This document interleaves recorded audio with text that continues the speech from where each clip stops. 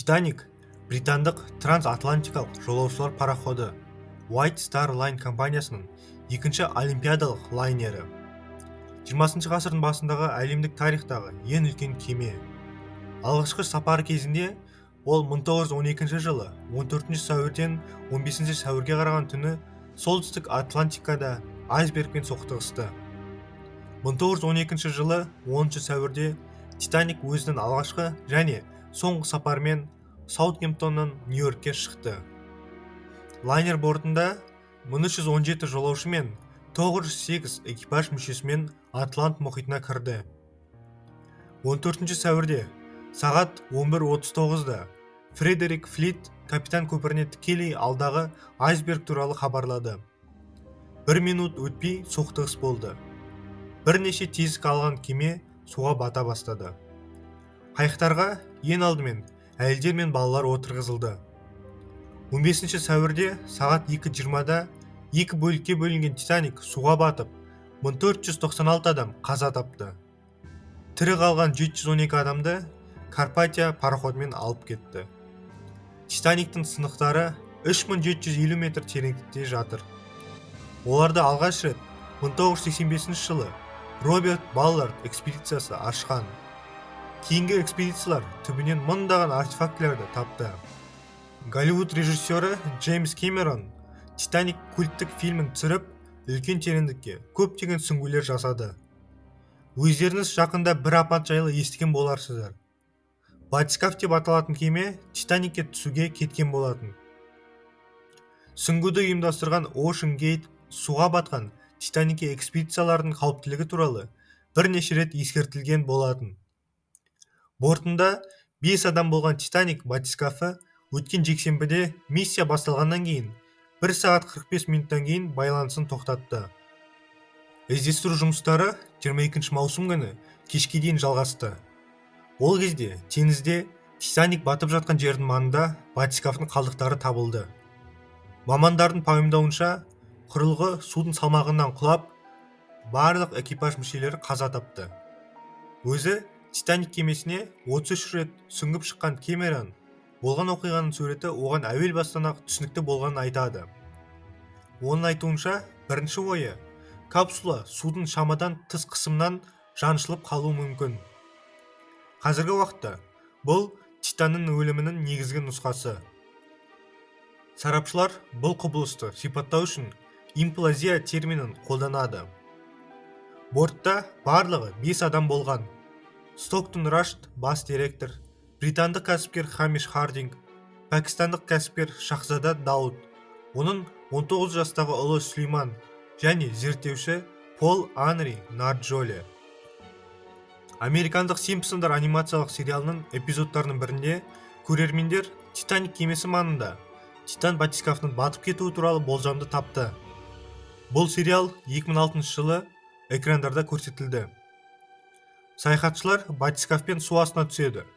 Содан кейін олар 2 сандықты табады. Кейіннен Гомер сүңгуір қайықта кептеліп қалады. Ол оттегінің таусылуына байланысты есін жоғалтады. Айта кетейік, бұл Симпсондар анимациялық сериясында жанкүйерлер әлемдегі әртүрлі оқиғалардың болжамдарын табатын бірінші рет емес. Мысалы, 2000 жылы авторлар Дональд Трамптың президенттігін болжаған және Грекияның қаржылық күйреуі. 1993 жылы жаһандық пандемия. 2010 жылы 2016 жылғы Нобель сыйлығының лауреаттары және тағы басқалары. Сүңгуір қайықтан айырмашылығы батискафтың шектеулі қуат қоры болды және түсу және қалпына келтіру үшін жер бетінде тірек кемесі қажет болды.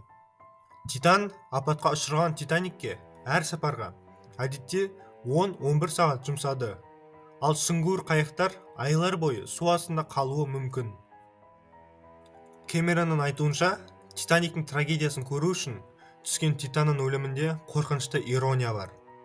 Бұған дейін режиссер теледидарға берген сұхбатында Титаниктің капитанына айсбергтердің қаупі туралы бірнеше рет ескертілгенін, бірақ ол бұл ескертулерді елемегенін айтқан. Енді режиссердің айтуынша тарих қайталанды. Өйткені Титанға иелік ететін Ocean Gate бір ұжымдық мәлімдемеде апат жайлы ескертілген болатын. Титан батискафының кейбір бөліктері әдейі техникалық қарапайым етіп жасалған. Титанды негізінен PlayStation джойстигіне ұқсайтын джойстик басқарды. Егер джойстик сәтсіз болса, винттерді ішкі сым жүйесі арқылы басқаруға болады.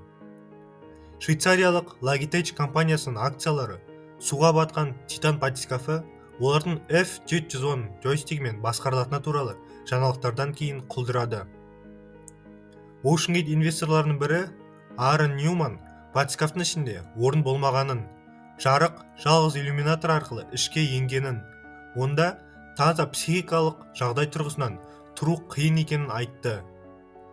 RMS Титаниктің стратегиялық бастамалары бойынша аға кеңесшісі Дэвид Галло су астындағы құрылғы ұзақ уақыт терең суда болған кезде де гипотермия проблемаға айналуы мүмкін. Бұл басқа планетаға бару сияқты.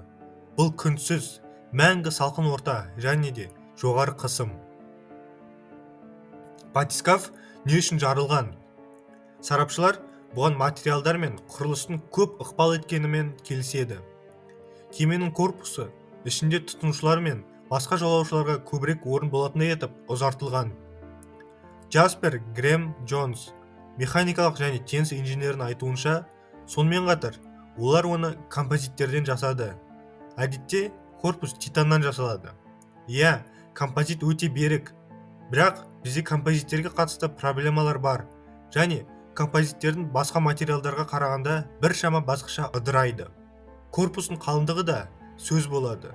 Ол шамамен 13 сантиметрді құрады. Сарапшылардың пікірінше бұл қалыңдық қысымға төтеп беру үшін өте аз. Сонымен қатар, осы 5 адамның су астына экскурсиясына ешқандай рұқсат құжаттары болмаған. Батискафтың иесі Стоктон Рашның әйелі Титаникте қайтыс болған бірінші класты 2 жолаушының ұрпағы. Оның әйелі Венди Раш Айзадор мен Айда Штраустың шөбересі. Олар 1912 жылы Атлант мұхиты арқылы саяхаттау кезінде алып кеме айсбергке соғылып, суға батып кеткен 1500-ден астам адамның арасында болған. Бұл екеуі Титаниктің ең бай пассажирлері болған. Титаниктің бату кезінде Штраус кемеде қалуға шешім қабылдады. Экипаж әйелдер мен балаларды құтқармақ болған кезде Айда Штраус бірнеше құтқару қайықтарының біріне отырудан бас тартты. Джеймс Кэмеронның 1997 жылғы блокбастері Титаник олардың махаббат тарихын, төсекте жатқан қарт ерлі-зайыптылардың қол ұстасып жатқанын баяндайды. Осымен видеомыз аяқталды. Егер сіз масондар жайлы толық мәліметті, яғни олар кімдер, немен айналысады, олардың ритуалдар мен символдары, оған қалай кіруге болады, және Қазақстандағы масондар жайлы білгіңіз келсе, осы видеоны көріп шығыңыз.